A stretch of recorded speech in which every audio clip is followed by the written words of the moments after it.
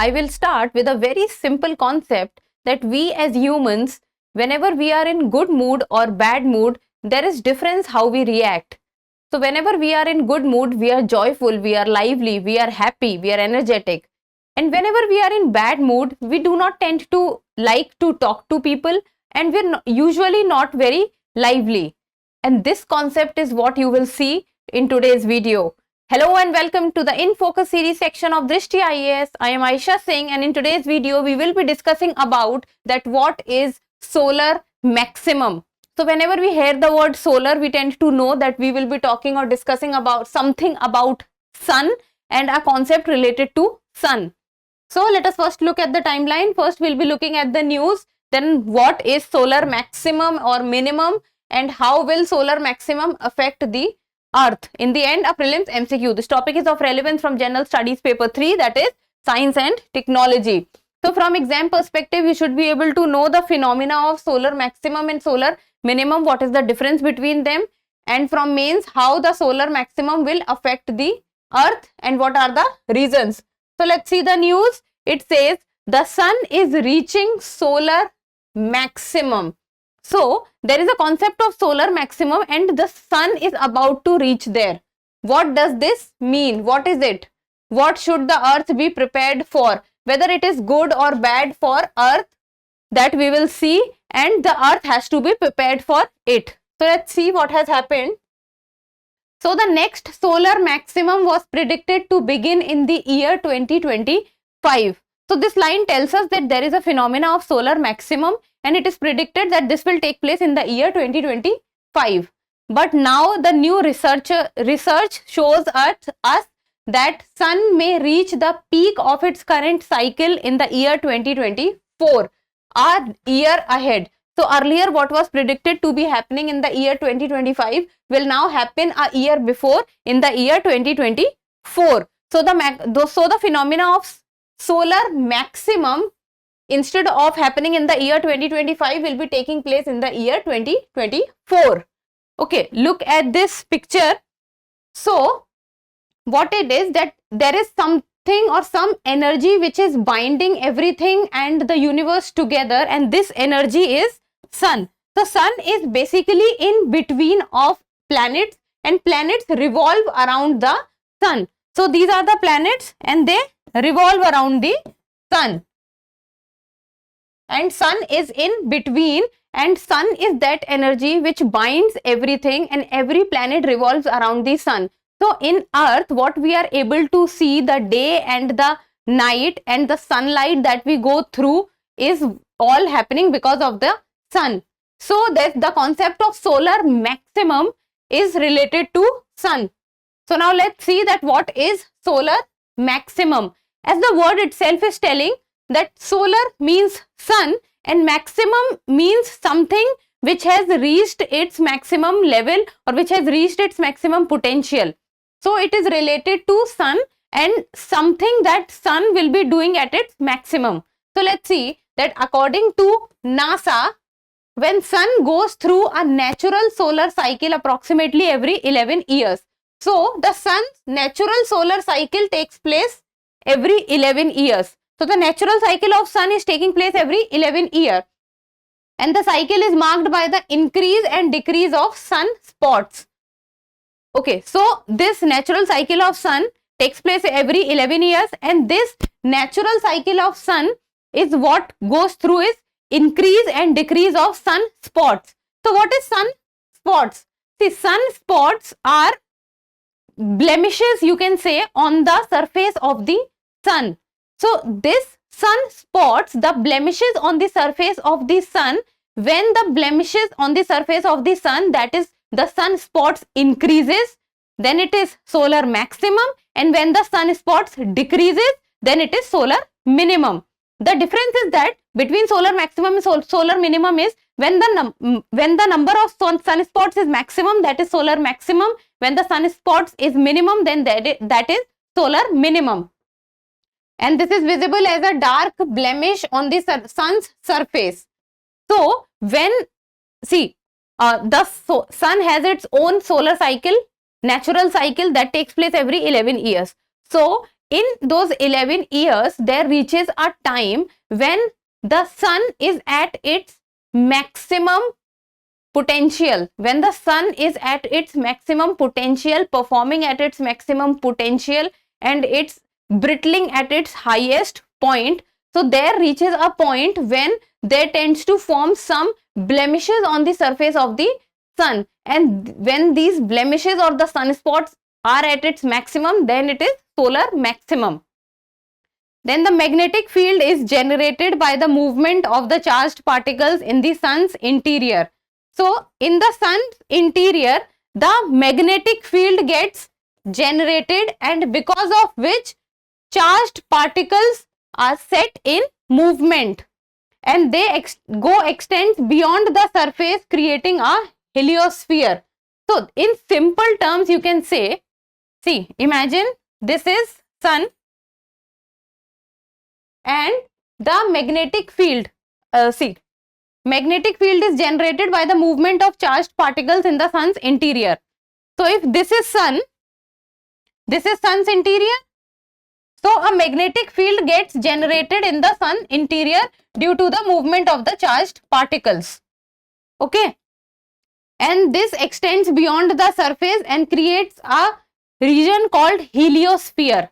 So this region which gets created because of the movement of the charged particle happening in the interior of the sun, then this region is heliosphere. And heliosphere is a region of space that is influenced by the solar wind, and these solar wind are the charged particles in the sun's interior. Then the sun rotates and the magnetic field lines are tangled, because the sun, see, every single planet, it revolves around the sun, and sun rotates on its own axis, like every single planet also rotates on its axis. So when the sun rotates on its own axis, the magnetic fields which is generated by the sun, they get tangled. Tangled means they cross each other or they get tangled.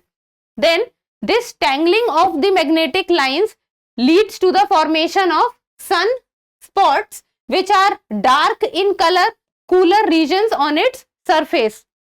See, imagine this is sun, surface of sun, and the magnetic field which is created in the interior of the sun. So these magnetic fields, when they get tangled with each other, what happens is, when they get tangled with each other, they get associated with each other, they cross each other's path. So wherever the position the magnetic fields are crossing each other's path or is getting tangled with each other, at that point of time, the blemishes or the sunspots gets created, and these sunspots are dark in color and are usually cooler regions. Dark in color and are usually cooler regions on its surface. And the greatest number of sunspots in any given solar cycle is designated as solar maximum. So within a solar cycle, whenever there is maximum sunspots taking place, it is called solar maximum. And when in a solar cycle the number of sunspots is minimum or lowest in number, then it is called solar minimum. So what you have to know is that solar maximum and solar minimum both are related to the number of sunspots in the solar cycle. So when the sunspots, it means the darker region, the cooler region on the surface of the sun, if they are more in number, it is solar maximum. When they are less in number, it is solar minimum. I'll just show you few of the pictures also. Okay, look at this picture. This is solar minimum and this is solar maximum. Solar minimum is when the sunspots is minimum in number. So it means that the surface of the sun is absolutely clear. So you can see that there is no sunspot. The surface of the sun seems to be extremely clear. And then there is solar maximum. So solar maximum means the number of sunspots, the number of dark and cooler regions are maximum on the sun surface. So here you can see that there is sunspots. And these are the regions where the magnetic field of the interior of the sun gets tangled, and the tangling of the magnetic field leads to the blemishes on the sun's surface. and this you can see that it is almost black in color, what we are able to see.